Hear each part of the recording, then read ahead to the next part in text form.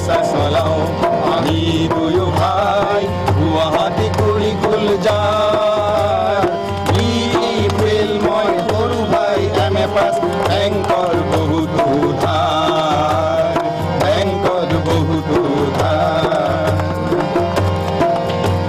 ভাইটিৰ এটি মাথো দুখ আছে জালুকবাৰী প্ৰিয়তা ভাইটিৰ এটি মাথো দুখ আছে জালুকবাৰী প্ৰিয়তা মোৰ পৰা অন্তখন কেতিয়াবা তাৰিখত প্ৰিয়া হ'ব আজি পেচেঞ্জাৰ প্ৰিয়া হ'ব পেচেঞ্জাৰ মই সুধিলো তোক বিয়া কৰিব জানো নহ'লি যে তই প্ৰফেচাৰ উত্তৰ দিয়ে মোৰ প্ৰেয়সীয়ে বোলে দাদা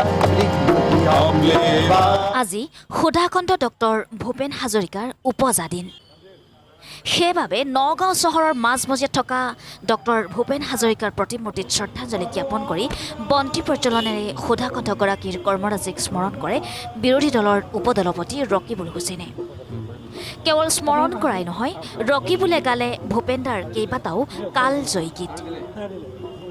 হুছেইনৰ লগতে এই অনুষ্ঠানত উপস্থিত থাকে নগাঁও জিলা কংগ্ৰেছৰ সভাপতি তপন কুমাৰ শৰ্মা অসম প্ৰদেশ কংগ্ৰেছৰ সম্পাদক সুৰেশ বৰা যুৱ কংগ্ৰেছ NSUৰ নেতা কৰ্মীসকল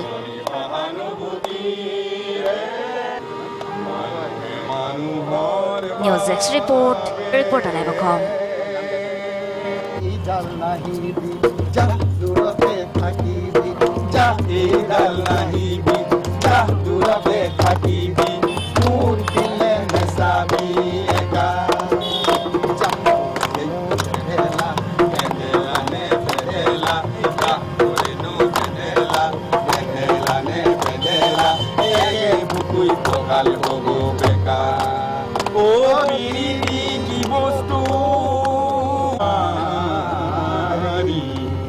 কুঞ্জন ঈশ্বৰৰ মায়া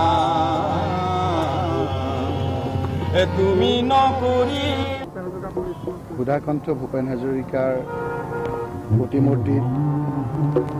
আমি শ্ৰদ্ধাঞ্জলি জনাবৰ বাবে নগাঁও জিলা কংগ্ৰেছে এই অনুষ্ঠানটি অনুষ্ঠিত কৰিছোঁ আৰু জানোতাই জানে যে সুধাকণ্ঠ ভূপেন হাজৰিকাৰ এই প্ৰতিমূৰ্তি আমাৰ চেষ্টাতেই এই স্থানত আমি বীৰেন সিংহ দ্বাৰা আমি প্ৰতিষ্ঠা কৰিছিলোঁ আৰু সেই দিনাৰ পৰাই আমি তেখেতৰ উপজা দিন আৰু তেখেতৰ মৃত্যুৰ দিনত আমি শ্ৰদ্ধাঞ্জলি জনাই আহিছোঁ আজিও জিলা কংগ্ৰেছৰ সভাপতি তপন শৰ্মা ডাঙৰীয়াৰ নেতৃত্বত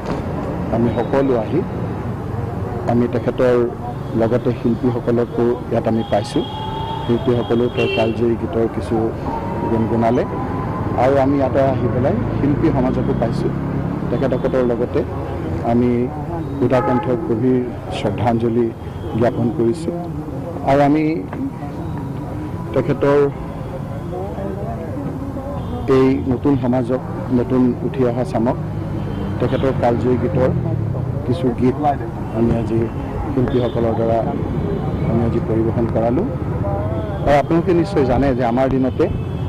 এনে দিনত যাতে উপজা দিনত সুধাকণ্ঠৰ বিষয়ে এনেদৰে স্মৰণ কৰে তাৰ বাবে অসমৰ প্ৰতিটো উন্নয়ন খণ্ডত এখন আমি সাংস্কৃতিক মঞ্চ প্ৰতিষ্ঠা কৰিছিলোঁ আৰু আমি দেখিছোঁ যে এনেধৰণৰ এজন শিল্পীৰ নামত প্ৰতিটো ব্লকত প্ৰতিটো উন্নয়ন খণ্ডত যি সাংস্কৃতিক মঞ্চ হৈছে সেইটো খুব বিৰল গতিকে আমি তেখেতৰ প্ৰতি গভীৰ শ্ৰদ্ধাঞ্জলি জ্ঞাপন কৰিছোঁ এইটো এটা পৰম্পৰা হৈছে আমি তেখেতৰ এই প্ৰতিমূৰ্তিক আহি মাল্য প্ৰদান লগতে শ্ৰদ্ধাঞ্জলি জনাওঁ এইবাৰো আমি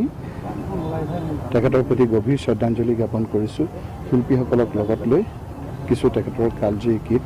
আমি একেলগে উপভোগ কৰিলোঁ আৰু এই সময়খিনিত আমি বিভিন্ন অনুষ্ঠান প্ৰতিষ্ঠানকো লগ পালোঁ আপোনালোকৰ যোগেদি